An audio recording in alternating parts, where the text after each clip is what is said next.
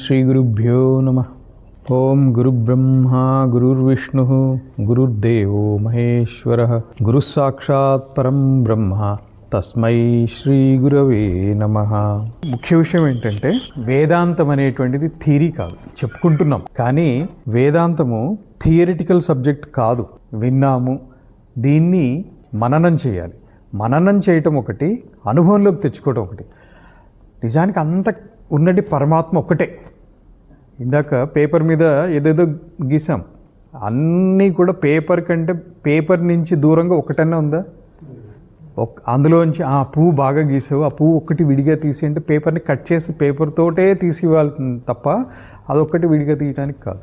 మొత్తము పరమాత్మ ఎందే ఉంది ఈ జగత్తంతా.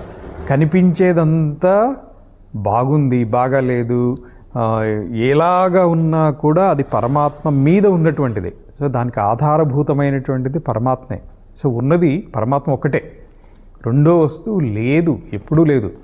ఆ పేపర్ మీద ఎంతసేపు ఉంటుంది ఆ బొమ్మ? ఎవరన్నా మళ్ళీ తుడిచే వరకు, తుడిచిన తర్వాత మిగిలింది ఏంటి? మళ్ళీ పేపరే. ఆ ఉన్నంతసేపు అది ఉన్నట్లుగా కనిపిస్తోంది తప్ప నిజానికి అది ఉందా అంటే ఉందా అంటే చూడటానికి ఉంది. ఆ క్షణంలో అది వ్యవహారికంగా ఉన్నట్లు కనిపిస్తోంది. దీన్నే ప్రతిభాస, ప్రాతిభాస అంటే ఉన్నట్లుగా తోచటం ఏదైతే ఉందో ఇది ప్రాతిభాసిక సత్యము. లేకపోయినప్పటికీ కూడా ఉన్నట్లుగా కనిపించడం అది. దీన్ని ఒకసారి విన్నాము, విని ఆ చూసేటువంటి రెండు అనుకున్నాం. కనిపించే ప్రతిదీ పరమాత్మే, అసలు ఏదీ లేదు పరమాత్మ తప్ప. కానీ పరమాత్మ కనపడలేదు.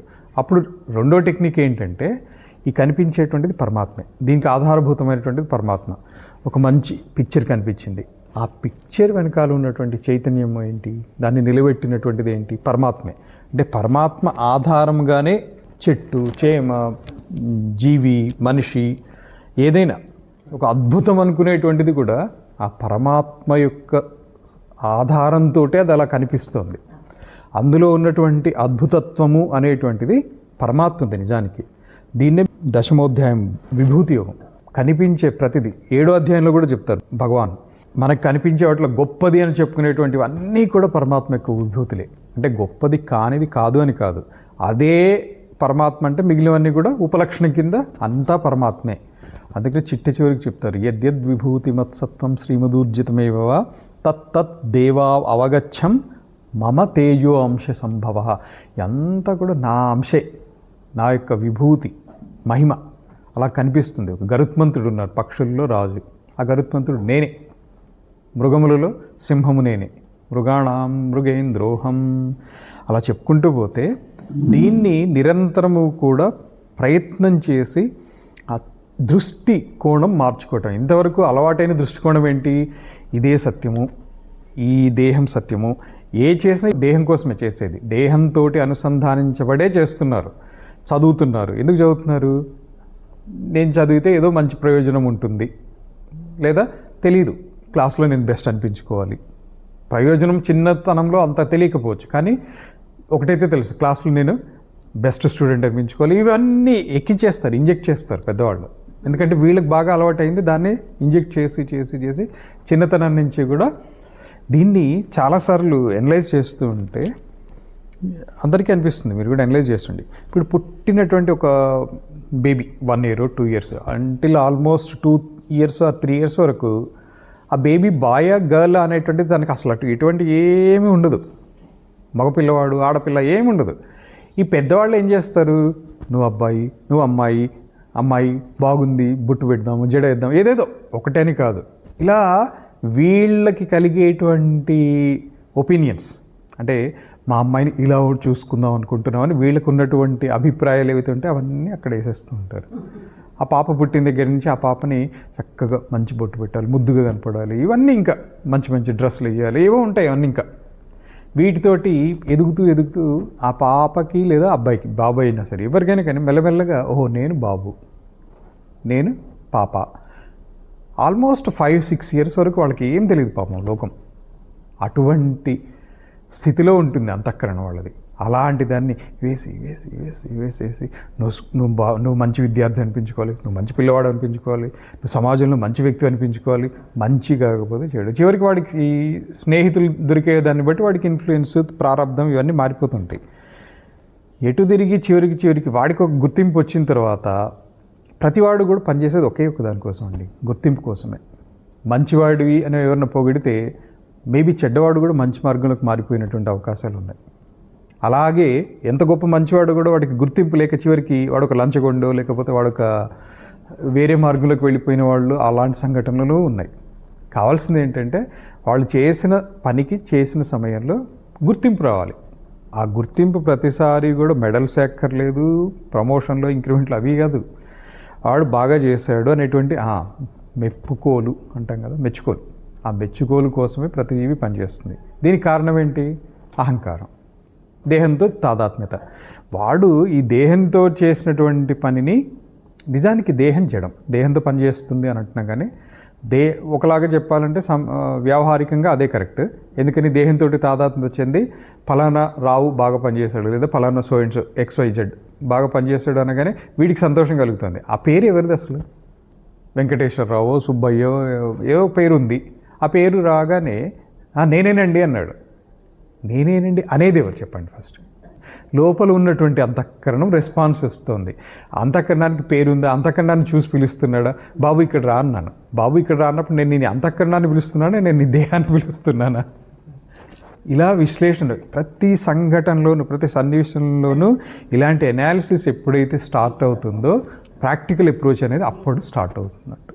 ప్రాక్టికల్ అనుభూతిలోకి వస్తుంది వేదాంతం. అంతవరకు వేదాంతము ఇదేదో చెప్తున్నారు, విన్నప్పుడు అర్థమైనట్లు ఉంటుంది, అర్థమైనటువంటి వాళ్ళకి నిజంగానే అర్థమవుతుంది. బట్ అనుభూతిలోకి రానంత వరకు, అంటే ఎక్స్పీరియన్స్లోకి రానంత వరకు ఈ వేదాంతము విన్నాము సరిపోదు, వచ్చేసినట్టు కాదు. దీన్ని ఎక్స్పీరియన్స్లోకి తెచ్చుకోవాలి. ఎలా తెచ్చుకోవాలి? దానికోసమే ఇవన్నీ చెప్తున్నారు. ఈ దృగ్దృశ్య వివేకం ఒకటి. ఇంకా నిజం చెప్పాలంటే ఇది శంకర భగవత్పాదుల వారే రాశారా ఈ దృగ్దృశ్య వివేకం అంటే కన్ఫర్మ్డ్గా అనిపించదు. 2 కారణాలు చెప్తా. ఇంకొక కారణం ఏంటంటే ఇందులో తర్వాత చెప్పబోయేటువంటిది మాయ గురించి, ఆవరణ దోషము, విక్షేప దోషము, ఇవన్నీ దోషాలు వస్తాయి. ఇవన్నీ వేదాంతం అసలు ఎక్కడ లేవు, వేదాంతానికి సంబంధించినటువంటివి కాదు. అలాంటి దాన్ని శంకర భగవత్పాదులు వారు రాశారా అంటే మరి క్వశ్చనే. ఇది వేదాంతం కాదు. వేదాంతంలో మాయ గురించి రాదు, విక్షేప దోషం రాదు, ఆవరణ దోషం రాదు. అయినా కూడా ఇది ఎందుకు చెప్పాల్సి వస్తుందంటే ప్రాక్టికల్ థింకింగ్ కోసం ఇందులో ఒక మంచి టాపిక్ ఉన్నాయి. ఉదాహరణకి దృగ్దృశ్య వివేకమే ఉంది. ఈ దృగ్దృశ్య వివేకము చిన్నపిల్లాడికి కూడా అర్థమవుతోంది.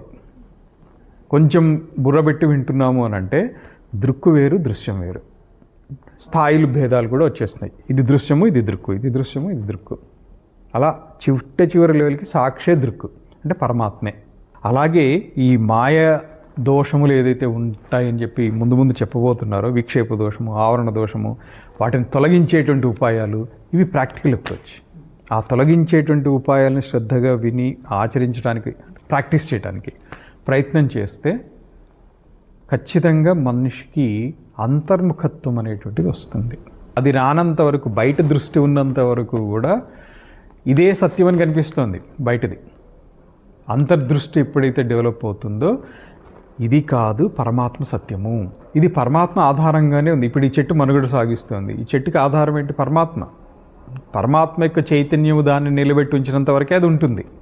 దానికి ఏ పేరైనా పెట్టండి, ప్రాణం అని పెడతామా, ఇంకొకటిని పెడతామా. ఎప్పుడైతే పరమాత్మ యొక్క చైతన్యము దాన్ని నెగ్లెక్ట్ చేస్తుందో అప్పుడే క్షీణించడం మొదలు పెడుతుంది. సో ఈ విషయాలు తెలుసుకోవటం ఒకటి, దీన్ని ప్రాక్టీస్ చేయడానికి ప్రయత్నించడం, ఆ అనుభవంలోకి తెచ్చుకోవటం కోసం ఈ టాపిక్స్ ఉపయోగపడతాయి. సో నిన్న మనము అవస్థాత్రయ ప్రక్రియ గురించి చెప్పుకున్నాం. అవస్థలు 3: జాగ్రత్త అవస్థ, స్వప్నావస్థ, సుషుప్తి అవస్థ. అహంకారం పూర్తిగా యాక్టివ్ స్టేట్లో ఉండటమే అహంకారం అంటే దేహంతో తాదాత్మ్య భావన. అహంకారం ఎక్కడి నుంచి వచ్చిందంటే బుద్ధిలో చైతన్యం యొక్క ప్రతిభాసతోటి అహంకారంగా, అంతఃకరణంగా ప్రవర్తిస్తుంది. ఆ అహంకారము ఎప్పుడైతే దేహంతో తాదాత్మ్యత చెందుతుందో, యాక్టివ్గా ఉంటుందో, ఫుల్గా దేహంలో ఇన్వాల్వ్మెంట్ ఉంది, అదే జాగ్రత్త అవస్థ. హాఫ్ యాక్టివ్ స్టేట్ అంటే సగం యాక్టివ్గా ఉంది. సగం యాక్టివ్గా ఉందంటే స్థూల దేహంతో అటాచ్మెంట్ లేదు, కానీ సూక్ష్మదేహంతో మాత్రమే ఉంది. ఈ స్థూల దేహానికి సంబంధించినటువంటి ఇంద్రియములతోటి కానీ దేనితోటి అటాచ్మెంట్ లేదు, చైతన్య ప్రసరణ లేదు, అహంకారం యొక్క తాదాత్మ్యత లేదు. అప్పుడు దాన్ని ఏమంటున్నాము? స్వప్నావస్థ అంటున్నాం. స్వప్నావస్థలో కూడా బయట చూసినట్లుగా విన్నట్టుగా ఏదో పనులు చేస్తున్నట్టుగా ఏదేదో భావనలు ఉన్నాయో, స్వప్నంలో కూడా ఈ దేహంతో అవసరం లేకుండానే, ఈ దేహాన్ని ఏమీ డిస్టర్బ్ చేయకుండా, నువ్వు పడుకుని నిద్రపోతున్నావు, నువ్వు నిద్రపో, నేను నిన్ను డిస్టర్బ్ చేయను అని చెప్పి లోపల సూక్ష్మ శరీరం అన్నీ చేసేస్తూ ఉంటుంది. అది స్వప్నావస్థ. అది కూడా లేకుండా అంటే అహంకారం జీరో స్టేట్కి వచ్చేసింది, అది గాఢ నిద్ర అంటున్నాం, అదే సుషుప్తి అవస్థ. ఈ 3 అవస్థల్లోనూ కూడా మనకి తెలుసుకోవాల్సినటువంటిది ఏంటంటే అహంకార తాదాత్మ్యత 100% ఉంది, సగం ఉంది, లేదు. ఈ 3 ఇంకా అంతఃకరణ వృత్తిశ్చ చితిచ్ఛాయైక్యమాగత వాసనా కల్పయేత్ స్వప్నే బోధే క్షైర్విషయాన్ బహిః. కళలో మనకి ఏవేవైతే కనిపిస్తున్నాయో, కళలో దైవ దర్శనం కావచ్చు, లేదా ఒక రాక్షస దర్శనం కావచ్చు, ఏదైనా అది కళ వరకే పరిమితం. బయట అది కొంతమంది ఆర్గ్యూ చేస్తారు, నాకు కళలో కనిపించింది నిజంగా అవుతుంది. ఇవన్నీ భ్రమ, అది కూడా భ్రమే. అసలు ఇదే భ్రమ అంటే అది భ్రమే. సరే, ఎక్కడో కొన్ని చోట్ల కొంతమందికి కలిస్తే అది వదిలేసేయండి. కానీ బట్ మెజారిటీకి ఏదైతే ఉందో, 99%కి ఏదైతే ఉందో దాన్ని పరిశీలించి చూస్తే మనసు ఆలోచనలో ఉండి ఆ విధంగా నిద్రపోవడము అనే దాంట్లో ఉన్నప్పుడు కళ, అందుకని వాసనలతోటే కళ వస్తుందని చెప్తారు. అంటే మెలుకునున్నప్పుడు జాగృతిలో చూసినటువంటి విషయాలు, అనుభవించినటువంటి విషయాలు, స్మరించినటువంటి విషయాలు, ఇవే మనకి కళ్ళలోకి వస్తాయి. ఆ మెలుకు అనేటువంటిది ఈ రోజుదా, నిన్నటిదా, 10 సంవత్సరాలదా, లేకపోతే గత జన్మదా, అంత విశ్లేషణ తెలియదు. దాంతో జాగృతి వేరు, స్వప్నం వేరు. స్వప్నంలో చూసేటువంటి వేరు, జాగృతిలో చూసేటువంటి వేరు. సుషుప్తిలో అసలు ఏమీ చూడం. సో ఈ విశ్లేషణతోటి కళలో, దీనికే లలితా సహస్రనామంలో ఏం చేశారు? జాగ్రత్త అవస్థలో విశ్వడు, స్వప్నావస్థలో తైజసుడు, సుషుప్తావస్థలో ప్రాజ్ఞుడు. సో ఏ స్తోత్రంలో చెప్పిన, అలాగే దక్షిణామూర్తి స్తోత్రంలో చెప్పిన, గురుపాదుకాస్తవంలో చెప్పిన విశ్వ తైజస ప్రాజ్ఞ చేత సమంతరాత్మ సమాత్మకం, గురుపాదుకాస్తవం శంకరాచార్యులు వారు చెప్పినటువంటిది. విశ్వడు, తైజసుడు, ప్రాజ్ఞుడు, తురియంలో వచ్చేటప్పటికి చేతసుడు. ఇలా తురియం ఉందా అంటే తురియాతీతం ఉందా అని ఇంకొక లెవెల్ కూడా ఉంది. ఉందా అంటే ఉంది, లేదా అంటే లేదు. బట్ ఇవన్నీ కూడా సరే ఉంది అని అనుకుంటే, జాగృత అవస్థలో జీవుడు తనే విశ్వడు, విశ్వడు రూపంలో ఇదంతా గమనిస్తూ ఉంటాడు, ఆయనే వైశ్వానరుడు, ఈ వ్యాఖ్యానం కూడా ఉంది. తర్వాత స్వప్నావస్థలో, స్వప్నంలో తైజసుడు, ఆ జీవుడే తైజసుడుగా, అంటే ఈ విశ్వడు వేరు, తైజసుడు వేరు, సుషుప్తిలోకి వచ్చేటప్పటికి ప్రాజ్ఞుడు వేరు. ఈ ముగ్గురు ఎందుకు చెప్తున్నారు? 3 అవస్థలు ఉన్నాయి అనేటువంటిది అందరికీ సామాన్యమైనటువంటి ఎక్స్పీరియన్స్. నేను నిద్రపోయాను, నేను కలగన్నాను, నేను మెలుకున్నాను, ఇవి అందరికీ సామాన్యం. అందుకని సరే నాయన, నువ్వు 3 అవస్థలో ఎక్స్పీరియన్స్ చేస్తున్నావు కదా, ప్రాక్టికల్ అప్రోచ్ అనమాట. కరెక్ట్, ఈ 3 అవస్థలు ఉన్నాయి. ఈ 3 అవస్థల్లోనూ మెలుకొని ఉన్నప్పుడు విశ్వడు, కలలో ఉన్నప్పుడు తైజసుడు, నిద్రలో ఉన్నప్పుడు ప్రాజ్ఞుడు. ప్రాజ్ఞుడు తెలుసుకుంటున్నాడు. ఓహో, నేను తెలుసుకుంటున్నాను కాదు, ఇప్పుడు విశ్వడు ఒక ఆయన ఉన్నారు. ఎవరా విశ్వడు? విశ్వడు, తైజసుడు, ప్రాజ్ఞసుడు. అంటే ఇప్పుడు కళ చూసినటువంటిది ఎవరు? తైజసుడు. మేల్కొని ఉన్నప్పుడు చూసేటువంటిది ఎవరు? విశ్వడు. అంటే ఇప్పుడు కళను చూసినటువంటి తైజసుడు నేను ఈ కళ చూశానని విశ్వడికి ఎలా చెప్పాడు? ఎక్కడో లింక్ ఉండాలి కదా. అక్కడి నుంచి ఇక్కడికి ఏదో ఫోన్ కమ్యూనికేషన్ ఏదైనా ఉందా? ఏదో ఉండాలి. మరి అలా వైర్లెస్ విత్ వైరో వితౌట్ వైరో ఏదో ఉండాలి. అందుకని ఈ ముగ్గురికి పైన సాక్షి ఉన్నాడు, ఆ సాక్షి చూస్తున్నాడు. అంటే చూడండి, ఇదంతా కల్పనే. కానీ ఇలా చెప్తే తప్ప అందరూ ఇది ఒప్పుకుంటారు. లలిత సహస్రనామంలో కూడా వ్యాసుల వారే చెప్పారు ఇది. విశ్వరూప జాగరణి స్వపంతి తైజసాత్మిక సుప్త ప్రాజ్ఞాత్మిక తుర్య సర్వావస్థా వివర్జిత. విశ్వరూప జాగరిణి, జాగరిణి అంటే జాగృత అవస్థ యందు విశ్వరూపిణిగా, స్వపంతి కలయందు, స్వపంతి తైజసాత్మిక తైజసునిలాగా. తైజసుడు అనేది ఇక్కడ పుంలింగము లేదా స్త్రీవాచక శబ్దంలో తీసుకోవాలి. అట్లా ఉన్నాయి అని చెప్పి చివరికి ఏం చెప్పారు? సర్వావస్థా వివర్జిత, అన్ని అవస్థలకి అతీతమైనటువంటి దానివి, అవస్థారహితమైనటువంటి స్థితిలో ఉండేటువంటి దానివి. చివరికి ఇవన్నిటినీ ఆధారభూతమైనటువంటి మళ్ళీ అక్కడ సాక్షే చూస్తున్నారు. ఆ సాక్షి ఈ తైజసుడు చూసేటువంటి కళని ఆయన గుర్తుపెట్టుకొని, ఇక్కడ ఉన్నటువంటి విశ్వడు ఎవరైతే మెలకువలో ఉన్నాడో ఈ విశ్వడికి ఇలాంటి కళ వచ్చిందని ఈయన కమ్యూనికేషన్ చేస్తే ఇతను తాదాత్మ్యతతోటి అంటే ఆ కలగన్నది నేనే అనే భావనతో ఇప్పుడు మెలుకున్న తర్వాత తైజసుడు కలగన్నాడని చెప్పట్లా. విశ్వడు ఏం చెప్తున్నాడు? నేనే కలగన్నాను అంటున్నాడు. కారణం ఏంటి? ఈ విశ్వడు నేను అనేటువంటి దేహంతో తాదాత్మ్యత చెందాడు, సాక్షితోటి తాదాత్మ్యత చెందాడు. సాక్షి చూసింది నేను చూసింది అనుకున్నాడు. తైజసుడు చూసినటువంటిది సాక్షి చూసినట్లు, సాక్షి అనేటువంటి వాడు అన్నిటినీ చూస్తున్నాడు. సో తైజసుడు యాక్చువల్గా చూసినటువంటి దాన్ని సాక్షికి సబ్మిట్ చేసేసాడు, ఇది నీదే అని. సాక్షి చూసినటువంటి దాన్ని విశ్వడు ఏం చేస్తున్నాడు? నేనే చూశానని చెప్తున్నాడు. అంటే ఏంటి? 3 అవస్థలకి వెనకాల నుండి నడిపించేటువంటిది ఒకడే. ఈ 3 అవస్థలు కాదురా నాయన, 3 అంటున్నావు కదా, వీళ్ళందరినీ నడిపించేటువంటిది ముఖ్యమైనటువంటిది సాక్షే. అందుకనే వీడు చూసినటువంటిది వీడు, లేకపోతే ఈ అవస్థ వేరు ఈ అవస్థ వేరు. మరి ఈ 2 అర్థమైతే దీన్ని అవస్థాత్రయ ప్రక్రియ అంటారు. ఇప్పుడు ఈ 2 అర్థమైనవి. తైజస్సుడు చూసినటువంటిది నిజమా? కళ కాదు. ఆ కళ నిజం కానటువంటి కళని నేను చూశానని చెప్పి ఇతను చెప్పడం కరెక్టా? అది కాదు. సరే, ఇతను బయట చూసేటువంటిది ఇదంతా ఉంది. ఏ విధంగా అయితే తైజస్సుడు కళ్ళలో చూసినటువంటిది అంతా కూడా అసత్యము అనేటువంటిది, విశ్వడు అనేటువంటిది వేరేవాడు ఉన్నాడు, వీడికి సంబంధం లేదని ఇప్పుడు ఒప్పుకుంటున్నారు. అప్పుడు అక్కడ చూసినటువంటి అంతా అసత్యం అన్నారు. ఇప్పుడు ఈ విశ్వడు మేల్కో ఉన్నప్పుడు ఇవంతా ఏదైతే చూస్తున్నాడో ఇవే కళలో కనిపిస్తున్నాయా? కాదు. విశ్వడు చూసినటువంటిది తైజస్సుడు చూడడు కదా. సో విశ్వడు చూసినటువంటి విషయాలు, అనుభవించినటువంటి విషయాలు తైజసుడికి కల్లో ఎలా వస్తాయి? అది కాదు. సో అంటే ఏంటి? విశ్వడు చూసినటువంటివి, చేసినటువంటివి, ఆలోచించినటువంటివి అవి విశ్వడువే. తైజసుడు చూసినటువంటివి, చేసినటువంటివి స్వప్నంలో తైజసుడివే. ఒకటి బెస్ట్ ఏంటంటే, ఒక సులువైనటువంటిది లేదా ఒక కొంతలో కొంత సేవింగ్ పాయింట్ ఏంటంటే, అందరూ కూడా కళ నిజం కాదని ఒప్పుకుంటారు మ్యాక్సిమం. ఎక్కడో ఒకళ్ళిద్దరు మా కళ నిజమవుతుంది, మా కళలో జరిగిందంటే జరిగి తీరుతుంది ఏదో చెప్పు, సరే అది ప్రస్తుతాంశం కాదు. సో తైజసుడు చూసింది విశ్వడి దృష్టిలోకి వచ్చేటప్పటికి అదంతా అసత్యమా అవునా కాదా? అసత్యమే. విశ్వడు కళ చూశాను అని చెప్పేటువంటిది నిజానికి విశ్వడు కాదు చూసింది.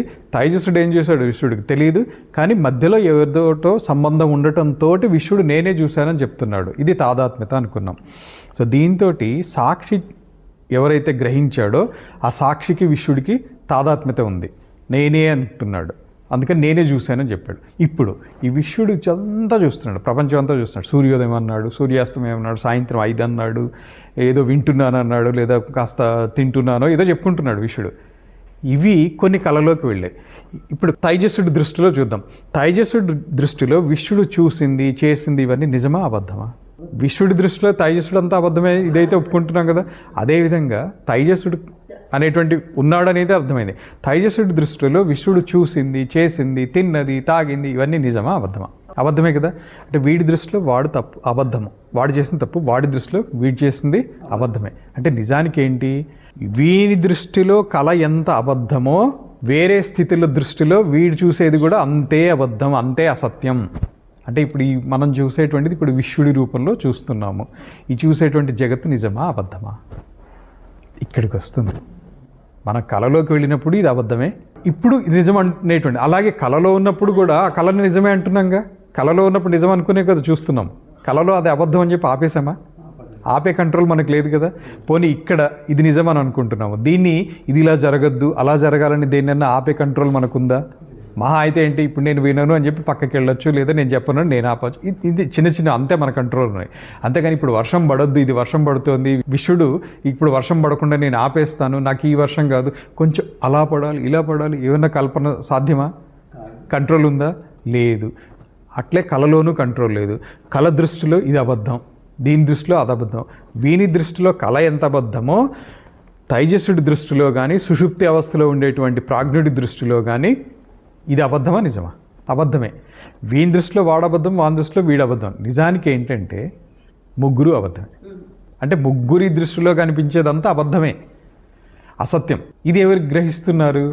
సాక్షి గ్రహిస్తాడు. ఎప్పుడు గ్రహిస్తారు అంటే సాక్షిని నేను అనేటువంటి స్థితికి వెళ్ళినప్పుడు. అంటే ఇప్పుడు అహంకార తాదాత్మ్యత అనేటువంటిది దేహం స్థాయిలో ఉన్నప్పుడే ఈ అవస్థలన్నీ ఎవరికి? సూక్ష్మ శరీరానికి. సూక్ష్మ శరీరంతో తాదాత్మ్యతతోటే విశ్వడు, తైజసుడు, ప్రాజ్ఞుడు. ఆ ఒక్క సూక్ష్మ శరీరమే విశ్వడుగా, తైజసుడిగా, ప్రాజ్ఞుడిగా. ఇంకా సింపుల్ ఎగ్జాంపుల్ చెప్పాలంటే ఒక వ్యక్తి ఉన్నాడు, ఆయన ఆఫీసరు.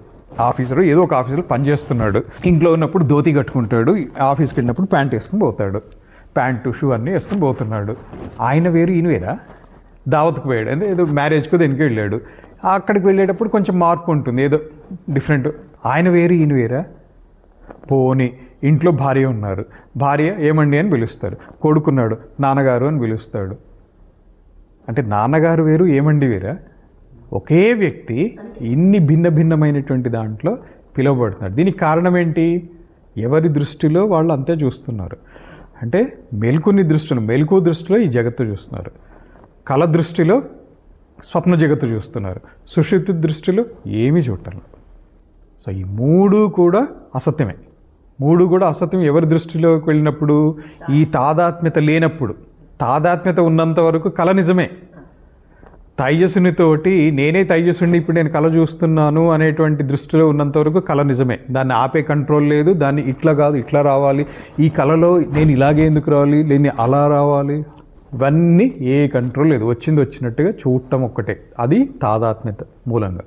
సేమ్ వే జాగ్రత్తలో కూడా, మెల్కొని ఉన్నప్పుడు కూడా ఇది ఇలా చూస్తున్నాము అంటే ఇలాగే చూస్తాం, అంతేగాని ఎదురుగుండా ఒక చెట్టు కనిపిస్తే ఇది చెట్టు కాదు ఐరావతం ఏనుగులాగా నాకు కనపడాలి అంటే మారుతుంది? అది ఏ కంట్రోల్ లేదు. ఏది ఎలా ఉందో అలాగే చూస్తాం, దాని కంట్రోల్ ఏమి ఉండదు. సుషుప్తిలో ఏమీ లేదు. ఇదంతా ఇప్పుడు తెలుస్తుంది.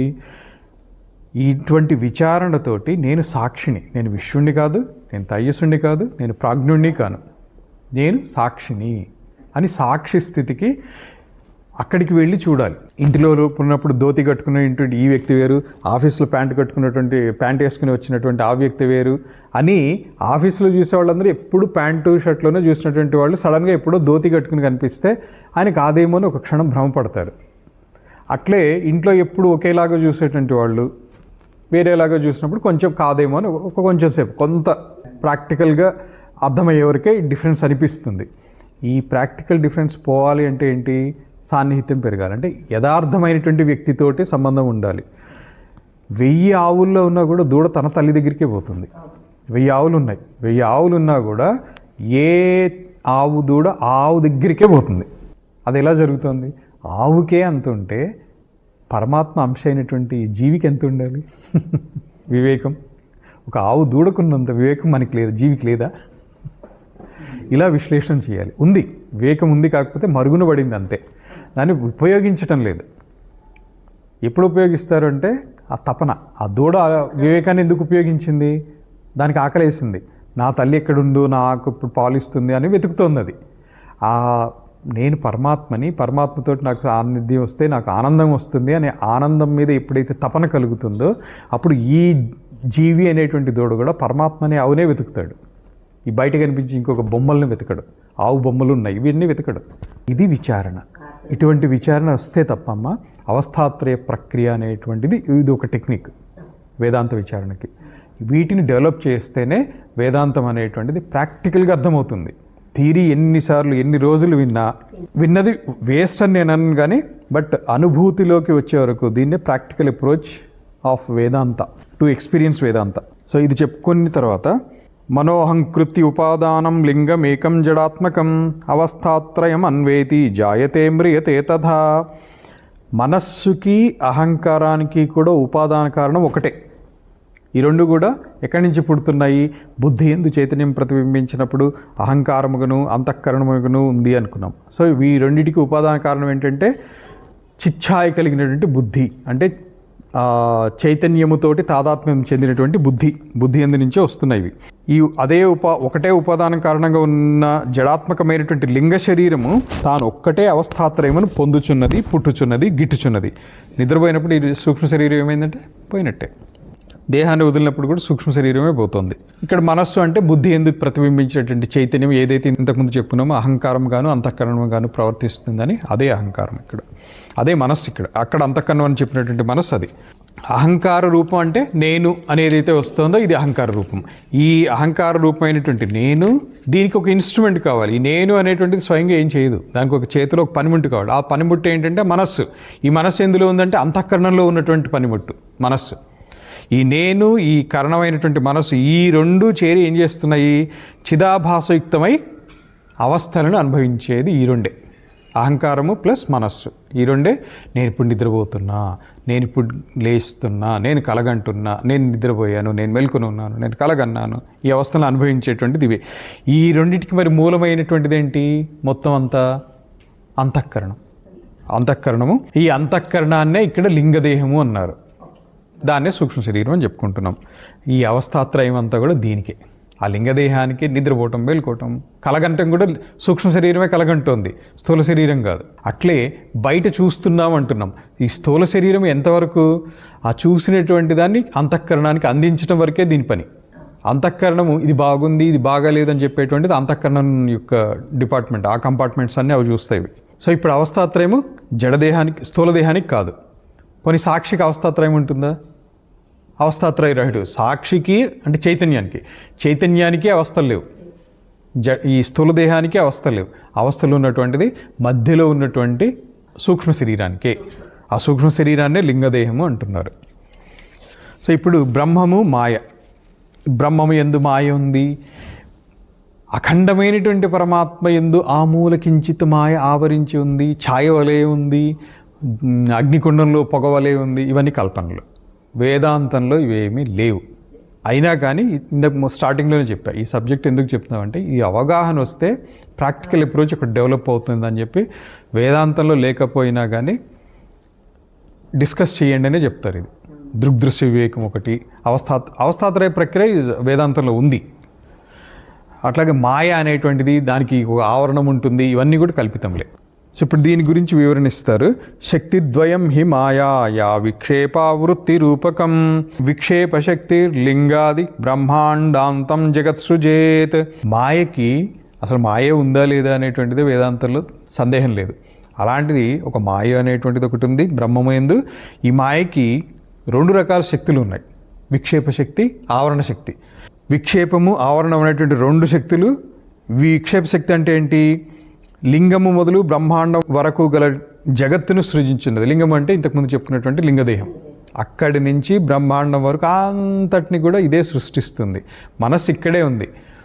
చంద్రుడు గుండ్రంగా ఉన్నాడు ఊహించుకుంటుంది. ఆ చంద్రుడి మీద ఊహాకల్పనలు ఎలా వెళ్ళిపోతాయి చూడండి. సూది మన మోపేంత అవకాశం ఇస్తే కల్పన ఒక మర్రి చెట్టు, ఊడలు వేసిన మర్రి చెట్టు లెవెల్లో ఏనుగుల గుంపుని చేర్చేస్తుంది మనస్సు. అంతే చిన్న ఒక థాట్ స్టార్ట్ అయ్యి ఇక్కడ కూర్చుంటాం.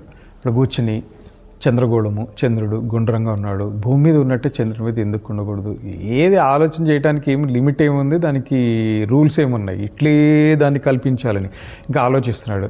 అవును ఇక్కడ ఉన్నట్టు చంద్రుడి మీద కూడా ఉండొచ్చా? అవును ఉండొచ్చు అని చెప్పి ఎవరో చెప్తున్నారు.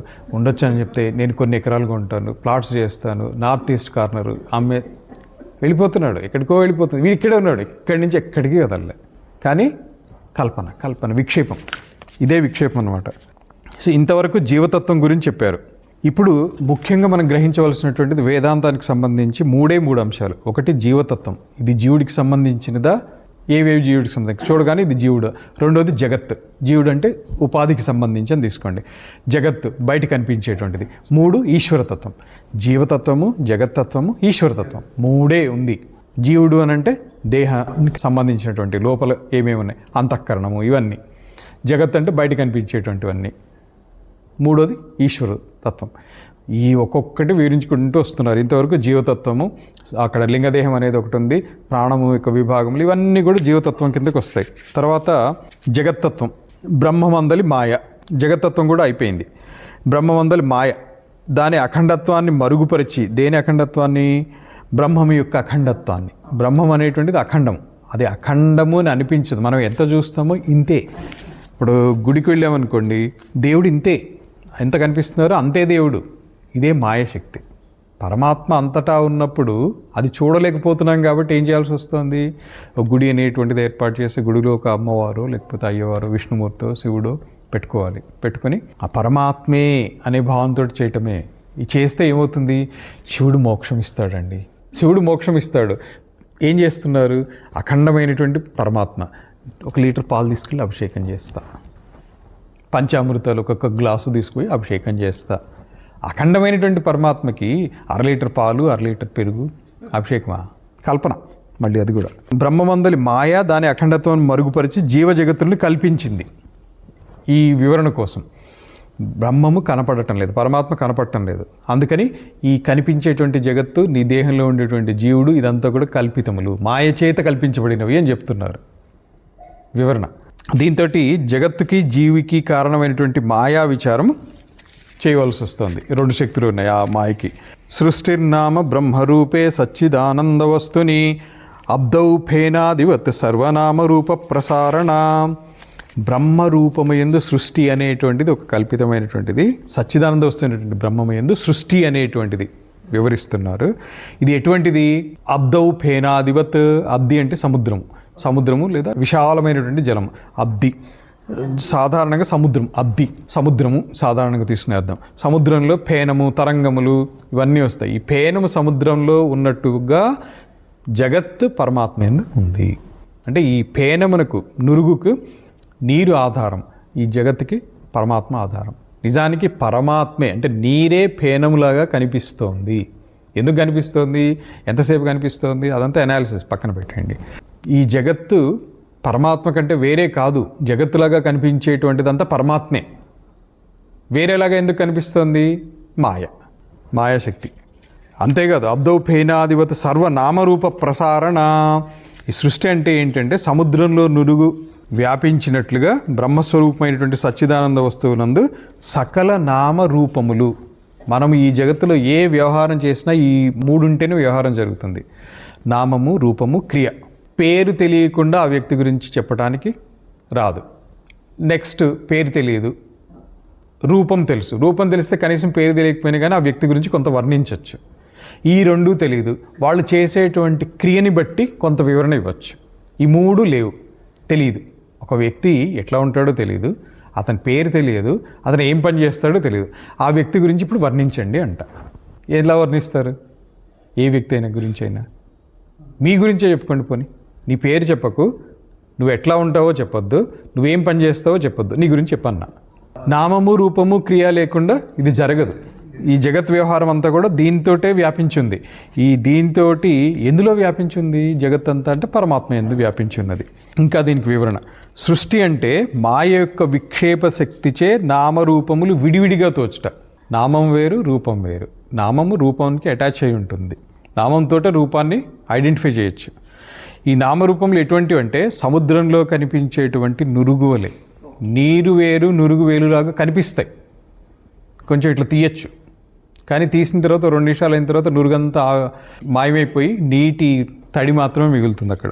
ఈ నామరూపంలో సముద్రంలో కనిపించేటువంటి నురుగు మొదలగు వాని వలె ఉన్నందువలన అవి నిజముగా సముద్రము కంటే వేరే కాదు. అంటే దీంతో గ్రహించవలసినటువంటిది ఏంటి? ఏది ఒక వ్యక్తి గురించనే కాదు, దేని గురించి చెప్పాలన్నా కానీ ఇది మామిడి చెట్టు, ఇది చెట్టు అంటే దానికి ఒక పేరు ఉండాలి, దానికి ఒక రూపం చెప్పాలి, దాని నుంచి మంచి మంచి ఫలాలు వస్తాయనో లేదా ఏదో చెప్పాలి, ముళ్ళు ఉంటాయనో ఏదో చెప్పాలి. ఇవి ఎన్ని చెప్పినా కూడా మననం చేయవలసినటువంటి విషయము, అంశం ఏంటంటే సముద్రంలో ఏ విధంగా నురుగుందో ఈ కనిపించేటువంటి దృశ్యములన్నీ కూడా బ్రహ్మమునందే ఉన్నాయి. బ్రహ్మముని కంటే బయట ఉండే అవకాశం లేదు. బ్రహ్మము సర్వవ్యాపకం అన్నారు. అంతటా వ్యాపించినప్పుడు చెట్టు పరమాత్మ కంటే వేరే ఉంటుందా? పరమాత్మ ఇక్కడి దాకా ఉంది, ఆ తర్వాత ఉందా చెట్లు? ఒక వనము పరమాత్మ కంటే భిన్నముగా ఒక్క విషయం కూడా లేదు. ఒక వ్యక్తి కానీ, ఒక మీకు తెలిసినటువంటివి, తెలియనటువంటివి, రేపు ఎప్పుడో తెలిసేటువంటివి, భవిష్యత్తులో ఏదైనా కూడా పరమాత్మ నుంచి 1 ఇంచు కానీ 1 మిల్లీమీటర్ కూడా దూరంగా లేవు. సర్వవ్యాపకుడు పరమాత్మ, అపరిచ్ఛిన్నుడు. అపరిచ్ఛిన్నుడు అంటే ఇంతవరకు ఇట్లా బౌండరీస్ గీయటానికి ఏం లేదు అక్కడ. అంతటా ఉన్నటువంటి పరమాత్మకి బౌండరీస్ ఎట్లా గీస్తారు? ఇప్పుడు భూమి ఉంది, ఈ భూమి మీద ఒక 100 గజాలు కొలిచివంటే దగ్గరలో ఎక్కడో కొలిచిస్తారు, దాని మీద లిమిట్స్ ఏర్పడతాయి. ఈ 100 గజాలు లిమిట్. కానీ పరమాత్మలో అసలు లిమిట్స్ అనేటువంటిది లేదు. పరమాత్మ నుంచి, పరమాత్మ పక్కన నాకు ఒక ప్లాట్ రిజర్వ్ చేసి పెట్టు అంటే కాదు. చంద్రగోళం మీదకి వెళ్ళినా పరమాత్మే, పాతాళంలోకి వెళ్ళినా పరమాత్మ ఉన్నారు. సో నామరూపములు ఇవన్నీ కూడా సముద్రంలో నురుగు ఏర్పడినట్లుగానే ఈ బ్రహ్మమునందు వ్యవహారం కోసం కల్పితములు ఇవన్నీ. ఈ నామము, రూపం ఇదే మాయ యొక్క విక్షేప శక్తి. ఇవి బ్రహ్మమున కంటే ఎప్పటికీ భిన్నం కాదు. పోనీ అలా అని బ్రహ్మము కంటే అభిన్నమా? అభిన్నం అంటే 2 ఒకటేనా? ఒకటే అని చెప్పడానికి వ్యవహారంగా నురుగు కనిపిస్తోంది, నీళ్లు వేరే కనిపిస్తున్నాయి. ఇది భిన్నము అని చెప్పడానికి, భిన్నమైతే ఖచ్చితంగా కాదు, కానీ అలా అని ఖచ్చితంగా అభిన్నము అని చెప్పడానికి కాదు. దీనికి కారణం ఏంటంటే అది విక్షేప శక్తి అలా కనిపింపజేస్తోంది. ఆ మాయ యొక్క విక్షేప శక్తి ద్వారా ఇది వేరే అనిపిస్తోంది. కొంత విశ్లేషణ చేస్తే వేరు కాదు అనిపిస్తోంది. అంటే వేరైనా అంటే అవును అనాల్సి వస్తుంది, వేరు కాదు అని అంటే కూడా అవును అనాల్సి వస్తుంది. ప్రూవ్ చేయడానికి అవకాశం ఉంది రెండు కూడా. ఇది ప్రూవ్ చేయగలుగుతాడు. ఇప్పుడు మాయ అనేటువంటిది ఉంది, ఈ జగత్తు సత్యము అనేటువంటిది ప్రాక్టికల్గా ఎంతో కొంత అందరికీ అనుభూతి ఉంది. వాదనలో కూర్చుంటే ఈ జగత్తు సత్యమే అనేటువంటిది వాళ్ళు ఎంతో కొంత ప్రూవ్ చేస్తారు. ఒక వ్యక్తికి ఆకలిగా ఉందండి, జగత్తు సత్యం కాదన్నావు కదా, నీకు తిండి ఎందుకు అని చెప్పి 10 రోజులు పెట్టలేదు, ఏమైంది? ఎంత అద్వైతం చెప్పేవాడైనా కానీ దేహం కోసం తినాల్సి వస్తుంది. సో అప్పుడు జగత్తు సత్యమా కాదా అంటే ఏమనాలి? సత్యం అవుతుంది. కానీ అద్వైత దృష్టిలో చూసినప్పుడు ఈ తిండి ఏదైతే ఉందో, ఈ తిండి ఇప్పుడు తిండిగా ఉన్నది, ఒక గంట తర్వాత లేదా ఒక పూట తర్వాత అది ఏమవుతుంది? పనికి రాకుండా పోతుంది. అప్పుడు కూడా అది అదే విధంగా అదే టేస్ట్ తోటి అదే రూపంతో ఉంటుందా? అప్పుడు అది సత్యమా అసత్యమా అంటే అది అసత్యమనే కదా ఒప్పుకోవాలి. సో ఈ విధంగా భిన్నము అంటే కాదు అని చెప్పచ్చు, అభిన్నము అంటే అప్పుడు కూడా కాదు అని చెప్పచ్చు. దీనికి కారణం ఏంటి? ఇంక చివరికి ఏం చేస్తారంటే, ఇప్పుడు మీకు తెలుసా అన్నారు, మీకు తెలుసా అంటే నాకు తెలుసు లేదా తెలియదు, దీని గురించి వివరించంటే ఏదో చెప్పగలిగితే చెప్తాము, లేదా చెప్పడానికి కాకపోతే చెప్పండి. మూడోది ఇంకొకటి ఉంది, దాని గురించి ఒక వాదన ఒక స్థాయికి వెళ్ళిన తర్వాత ఇది అనిర్వచనీయం, అన్డిఫైన్డ్, ఇంకా దీనికంటే దీన్ని వివరించడానికి కాదు, ఇది ఒక సిద్ధాంతం ఉంటుంది.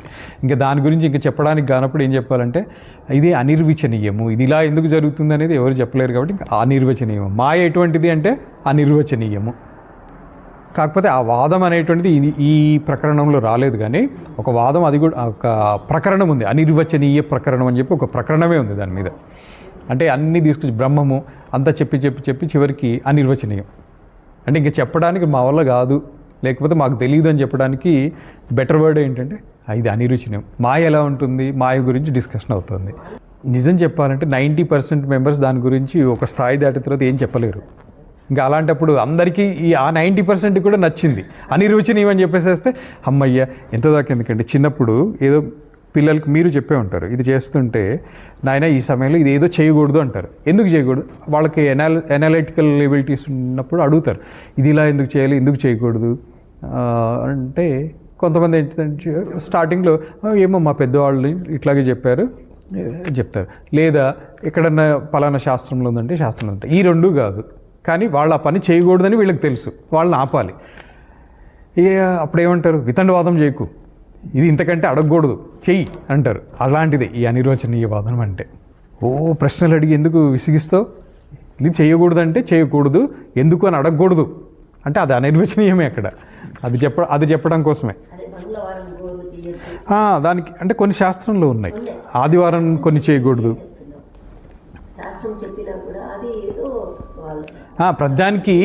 ప్రతిదానికి తీసుకొచ్చి ఇదిగో ఈ శాస్త్రంలో ఉందని ప్రతిదీ ఎక్కడి నుంచి తెచ్చి చూపిస్తారు. అంతే, ఒక నమ్మకంతో వెళ్ళాలి. లేదు అసలు ఈ రెండు కాదు. సింపుల్ ఎగ్జాంపుల్ అమ్మా, ఎదిగిన అమ్మాయి పక్కింటి అబ్బాయితో మాట్లాడుతుంది, మాట్లాడకూడదని ఏ శాస్త్రంతో నిరూపిస్తారు? కానీ మాట్లాడటం కరెక్ట్ కాదని మీకు తెలుసు, కానీ వాళ్ళకి ఒప్పుకోరు. వాళ్ళు ఎందుకు మాట్లాడకూడదు? నేనేమన్నా ఇప్పుడు మాట్లాడాం తప్పేంటంటే ఏం చెప్తారు? సో అలాంటిది అనిర్వచనీయవాదము. వాళ్ళకి ఆన్సర్ చెప్పడానికి కొన్ని సాధ్యం కాదు, అది తప్పు అని తెలుసు వ్యావహారికంగా, కానీ ఎక్స్ప్లెనేషన్స్ అన్ని సందర్భాల్లో ఇవ్వలేం. అలాంటప్పుడు కూడా అనిర్వచనీయం. సో దీన్ని డిఫైన్ చేయలేము, నేను చెప్పాను నువ్వు చేయి అంతే అన్నట్టు. సో ఎనీవే అది ఇందులో లేదులేండి, ఆ వాదం ఈ ప్రకరణలో రాలేదు. వచ్చి ఉంటే అది ఇంకెంత కన్ఫ్యూజన్కి తీసుకెళ్ళలేదు. ఉన్నదే ఇంకా బ్రహ్మము అర్థమయ్యింది కాలేదు, అర్థమైంది అంటే అయ్యింది, కాలేదన్నా కూడా కాలేదు. బాగా చెప్పానా అంటే చెప్పారు, బాగా చెప్పలేదు కదా అన్నా కూడా చెప్పలేదు. అది రెండు వర్తిస్తాయి దీనికి. ఇంకా దీనికి తోడు అనిర్వచనీయవాదం కూడా ఒకటి పట్టింది అనుకోండి, అది పట్టుకుంటే వేదాంతం పక్కకు పోతుంది, వీళ్ళు మహావేదాంతులు అవుతారు. ఈ అనిర్వచనీయవాదులు ప్రతిదాన్ని, వీళ్ళు బౌద్ధుల్లో ఎక్కువ ఉన్నారు, బౌద్ధుల్లోనూ మాయావాదుల్లోనూ ఈ అనిర్వచనీయవాదం అనేటువంటిది ఉంది. ఎక్కడా లేనిది ఇక్కడ ప్రకరణలలో చెప్పలేదు. ఈ జగత్తులో అన్నీ ఉన్నాయి. శూన్యవాదం ఉంది, క్షణికవాదం ఉంది, అవన్నీ ఇంకా వేరే సబ్జెక్ట్స్ వచ్చినప్పుడు చెప్తాను. శాంకర భాషలో వస్తాయి ఇవన్నీ కూడా. సో ఈ అనిర్వచనీయవాదము, అనిర్వచనీయం సింపుల్, అట్లా చెప్పేసి ఇంకా అయిపోయింది, ఇంకా దాని మీద నో ఆర్గ్యుమెంట్స్. అంతర్దృగ్దృశ్య భేదం చ బహిశ్చ బ్రహ్మసర్గయో అవృణోతి అపరాశక్తి సా సంసారస్య కారణం. లోపల దృక్కు దృశ్యము ఈ భేదం ఇది చెప్పుకున్నాము. అలాగే బయట బ్రహ్మము సృష్టి, బ్రహ్మము ఎందు సృష్టి ఉంది, దీనికి ఉన్నటువంటి భేదము, దాన్నే మాయ ప్రభావం అని చెప్పుకున్నాము. మాయ యొక్క ఇంకొక శక్తి మూసి ఉంది. ఈ దీంతో ఏమవుతుంది, ఇదే సంసారానికి కారణమైంది. ఫస్ట్ ఈ మాయ యొక్క ఈ శక్తి, ఏ శక్తి అంటే అది ఆవరణ శక్తి. ఈ ఆవరణ శక్తి ఏం చేస్తుందంటే బ్రహ్మము కనపడకుండా చేస్తుంది. వేదాంతం ప్రకారం లేదు ఇది నిజానికి. వేదాంత ప్రకారం ఆవరణ శక్తి లేదు, విక్షేప శక్తి లేదు, మాయే లేదు. మాయ లేనప్పుడు ఈ రెండు శక్తులు ఉంటాయి, ఎందుకుంటాయి? కానీ ఈ రెండు పాపులర్ ఉన్నాయి. 3 రకాల దోషాలు చెప్తారు. అంతఃకరణానికి 3 రకాల దోషాలు ఉంటాయి, మలదోషము, విక్షేప దోషము, ఆవరణ దోషము. ఇక్కడ 2 చెప్పారు, మాయకి విక్షేపము, ఆవరణం అని. మలదోషం అంటే జన్మజన్మల్లో పేరుకుపోయినటువంటి వాసనలు, మాలిన్యము, వాసనల మాలిన్యమే మలదోషం. దీనికి ఉదాహరణ ఏం చెప్తారు, ఖాళీగా కూర్చున్నాము, ఎక్కడెక్కడి నుంచి ఆలోచనలు వస్తున్నాయి. ఆలోచనలు ఏంటి? విషయ వాసనలు, ఎప్పుడో తిన్నవో విన్నవో అనుభవించినవో ఏవో ఉన్నాయి కదా, ఆ వాసనలు అంటే ఇంప్రెషన్స్ ఇన్ ద మైండ్ ఏవైతే ఉన్నాయో అవే మలము అన్నారు, మాలిన్యము, మనోమాలిన్యము అంటారు. అది మలదోషం. అది ఎలా తొలుగుతుంది? దానికి ఒక టెక్నిక్. మాయే లేదు అన్నప్పుడు దానికి ఒక దోషము, దానికి తొలగించడానికి ఒక టెక్నిక్. ఇది ఉంది, ఇది కూడా ఒక స్కూల్ ఆఫ్ థాట్. అలాగే విక్షేప దోషం. విక్షేపం అంటే ఇంకొక డెఫినేషన్ ఏంటంటే ఉన్నది ఉన్నట్టు చూడకుండా, స్థిరంగా ఉండకుండా ఇంకొక కొత్తగా ఏదో చూపిస్తూ ఉంటుంది, అదే విక్షేపం. దాన్ని నివారించడానికి ఒక టెక్నిక్ ఉంది. మాయ అబద్ధము, దానికి 2 శక్తులు 3 శక్తులు 3 పోర్ట్ఫోలియోస్, అది నిజము. అదే అబద్ధం అయితే ఇది ఎలా నిజం అవుతుంది? మళ్ళీ వీటిని తొలగించడానికి టెక్నిక్స్. అందుకని వేదాంతంలో ఇవి ఒప్పుకోరు. బట్ ఇలాంటివి ఉన్నాయి అంటే ఏది? బయట చెప్పుకోవటంలో. మరి వీళ్ళు ఎంతవరకు వీళ్ళు చెప్పినటువంటి టెక్నిక్స్ ద్వారా వాళ్ళు సక్సెస్ఫుల్ అయ్యారు అంటే పరమాత్మని గ్రహించడానికి ఎంతవరకు సక్సెస్ఫుల్ అయ్యారు, లేదా మాయని తొలగించుకోవడానికి ఎంతవరకు సక్సెస్ఫుల్ అయ్యారు, ఇంకా వాళ్ళకే తెలియాలి. సో ఈ ఆవరణ శక్తి ఏదైతే ఉందో ఇదే సంసారానికి కారణం. దీనికి వివరణ, మాయ యొక్క ఆవరణ శక్తి ఈ దృగ్దృశ్య వివేకం అంటే సాక్షే నిజమైన దృక్కు అనేటువంటి ఈ విషయాన్ని కప్పి ఉంచుతోంది. ఆవరణ అంటే ఏంటంటే ఇప్పుడు ఈ గోడ అనేటువంటిది ఆవరణం, అవతల ఏముంది అనేటువంటిది తెలియకుండా చేస్తుంది మనకి. అంటే ఒక అడ్డు అని అనుకోవచ్చు, ఒక తెర అనుకోవచ్చు, లేదా ఒక పొర అనొచ్చు, ఏదో పేర్లు. ఇది మిగిలినదంతా దృశ్యమే అనేటువంటి దాన్ని మరుగుపరిచించింది. అంటే నిజానికి చూసేటువంటిది సాక్షి కాకుండా మిగతాదంతా అన్నప్పుడు లింగ శరీరంలో భాగంగా మనస్సు, బయట కనిపించేటువంటి దృశ్యాలు, ఇదంతా దృశ్యము, సాక్షి ఒక్కటే దృక్కు. ఇది తెలియకుండా అడ్డుపడేటువంటిది ఆవరణ దోషము. దీన్ని దోషము అంటారు, వీళ్ళేమో శక్తి అన్నారు. ఈ ఆవరణ శక్తి మూసి ఉంచిందట. దీంతో ఏమవుతుంది, బయట కనిపించేటువంటి అనృతమైనటువంటి జడ దుఃఖాత్మకమైనటువంటి జగత్తు నుంచి సచ్చిదానంద రూపమైనటువంటి బ్రహ్మ వస్తువును విడిగా చూడటానికి సాధ్యపడటం లేదు. ఇది అందరికీ ఒప్పుకుంటారు ఈ విషయం. అంటే ఇది ఒప్పుకున్నారు కాబట్టి ఇది బయట కనిపించేటువంటిదంతా జగత్తంతా కనిపిస్తోంది, ఈ జగత్తుకి ఆధారమైనటువంటి బ్రహ్మం కనపడటం లేదు, ఇది ఒప్పుకుంటున్నాం. ఇది ఒప్పుకున్నటువంటి వాళ్ళు ఖచ్చితంగా దీనికి ఆవరణ దోషం అనగానే అవునా కరెక్టేనండి, ఇది బాగుంది, ఇదేదో అర్థమైంది అని అంటారు. ఆవరణ దోషం మూలానే బ్రహ్మము వేరు జగత్తు వేరు అనేటువంటిది తెలియటం లేదు అంటే అర్థమైంది. సో అలాంటి ఎక్స్ప్లెనేషన్స్ ఒకటి ఉంది అని చివరికి ఏం లేదమ్మా, ఎన్ని ఉపాయాలు చెప్పినా ఎన్ని చేసినా చివరికి ఎవరు బాగా ఆకలిగా ఉన్నాడు, వాడికి ఎన్ని పదార్థాల గురించి డిస్క్రిప్షన్ చెప్పినా కానీ ఆకలి తీరడానికి చివరికి ఏదో ఒకటి నోట్లో పడితే అప్పుడే ఆకలి తీరుతుంది. అంతవరకు మనం ఒక 100 పదార్థాల గురించి చెప్తే అర్థమైతే అయింది అని అనుకుంటాడు, కానీ ఆకలి అయితే తీరదు. ఎప్పటిదాకా అనుభూతిలోకి రాదో అప్పటి వరకు కూడా ఈ థియరీ వెనకాల పరిగెట్టాల్సిందే. అది కూడా ఇందులో ఒక పాజిటివ్ థింగ్ ఏంటంటే వాళ్ళకి తెలుసుకోవాలి అనేటువంటి జిజ్ఞాస ఉంది. ఇవన్నీ ఎందుకు చెప్తున్నారంటే ఉన్నారు మరి ఇన్ని రకాలైనటువంటి ఆలోచనలు ఉన్నాయి. ఈ ఆలోచన తప్పు, ఈ ఆలోచన ఒప్పు అని చెప్పాలి అంటే వేదాంత పరంగా శంకర భగవత్పాదులు ఏదైతే చెప్పారో అల్టిమేట్ లెవెల్లో, హైయెస్ట్ లెవెల్లో ఇంకా అదే ఒప్పుకోవాలి. అది ఆ స్టేజ్కి వెళ్ళే కంటే ముందు ఇలాంటివి కూడా కొన్ని ఉన్నాయి అని స్టెప్ బై స్టెప్ తెలుసుకుంటూ వెళ్తే ఆ స్టేజ్కి వెళ్ళిన తర్వాత టక్మని పట్టేసుకుంటుంది. సో బ్రహ్మమును విడదీసి చూపించడానికి పాసిబిలిటీ లేదు. దీనికి కారణం ఏంటంటే ఇదే ఆవరణ శక్తి అని చెప్తున్నారు. సాక్షిణః పురతో భాతి లింగం దేహేన సంయుతం చితిఛాయా సమావేశాత్ జీవస్యాత్ వ్యావహారికః.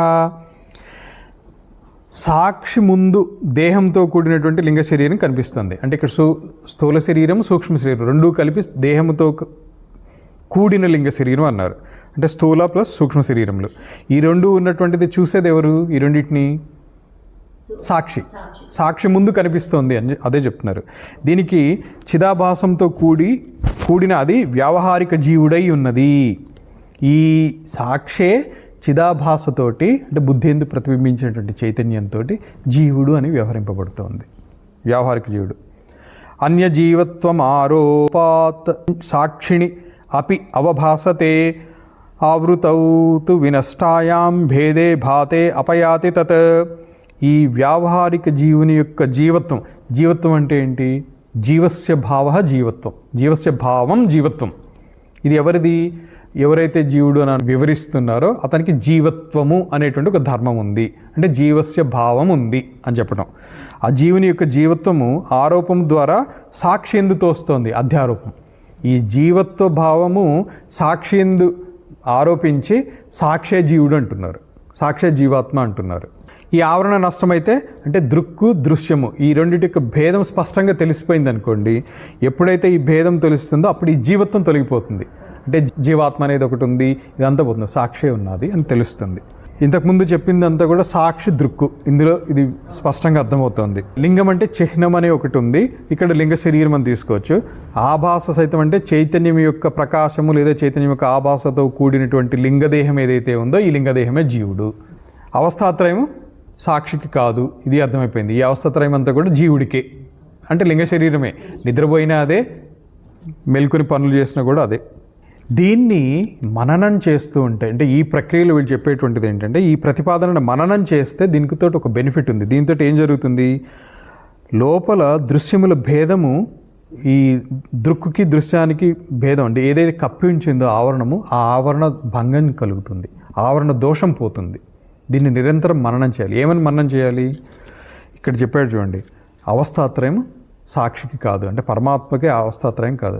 ఎట్ ద సేమ్ టైం స్థూల దేహానికి అవస్థాత్రయం కాదు. నిద్రపోయాను అనేటువంటిది స్థూల దేహం కాదు. కానీ నిజంగా మనం ఏమంటున్నాము?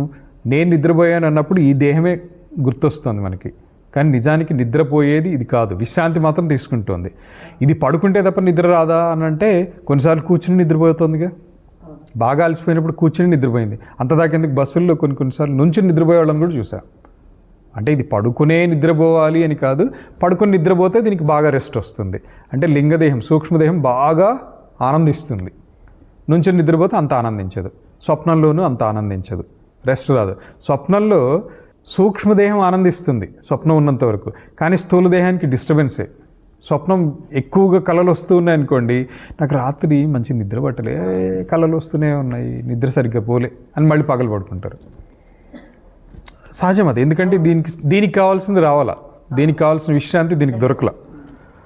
సో ఈ ప్రతిపాదనని మననం చేస్తూ ఉంటే సాక్షి వేరు, దృశ్యం వేరు, ఇది దృఢపడుతుంది. ఇది దృఢపడితే ఏం జరుగుతుంది? ఆవరణ భంగం కలుగుతుంది, లేదా ఆవరణ దోషం పోతుంది. ఆవరణ దోషం పోతుంది. ఆవరణ దోషం పోయింది అంటే సాక్షి ప్రస్ఫుటంగా తెలిసిపోతుంది. సో ఇంకా సింపుల్గా అర్థం చేసుకోవాలంటే ఆవరణ అంటే ఒక లేయర్ అని గుర్తుపెట్టుకోండి. ఆ లేయర్ తొలగితే కానీ దృక్కుకి దృశ్యానికి భేదం పోదు. సో ఇప్పుడు గోడ అని చెప్పిన ఆవరణ అన్నా కూడా ఇక్కడ లేయరే. ఈ లేయర్ తొలగనంత వరకు, అంటే ఈ ఆవరణ తొలగనంత వరకు ఆవరణ దోషం పోదు. ఆవరణ ఉంది అంటేనే దోషం ఉంది. ఆవరణ దోషం పోవాలంటే నిరంతరం ఇది మననం చేస్తూ ఉండాలి. సాక్షి కాదు ఇది. ఇప్పుడు నిద్రపోయేది ఎవరు? సాక్షి నిద్రపోతుందా? సాక్షి అంటే పరమాత్మ. పరమాత్మకి అవస్థ ఉందా? అవస్థ లేదు. నిద్రపోతుందా? మేల్కొంటాడా? కలగంటాడా? అంటే ఇవేవి పరమాత్మలో లేవు. పోనీ ఈ దేహం ఉంది, నిద్రపోతుందా? అదేంటి పడుకుని కనిపిస్తుంది కదా? పడుకుంది, కూర్చుంది, లేదా ఇంకొకటి ఏదో చేస్తోంది. కానీ నిజానికి చేసేది ఇదా? అనుభవించేది ఇదా? కాదు. దీని లోపల సూక్ష్మ శరీరం ఒకటి ఉంది. సో నిద్రపోయేటప్పుడు సూక్ష్మ శరీరం యాక్టివిటీస్ ఏమీ లేవు. సో నిద్ర ఎవరికి? సూక్ష్మ శరీరానికి. కళ ఎవరికి? కళ చూసేది ఎవరు? ఈ దేహమా?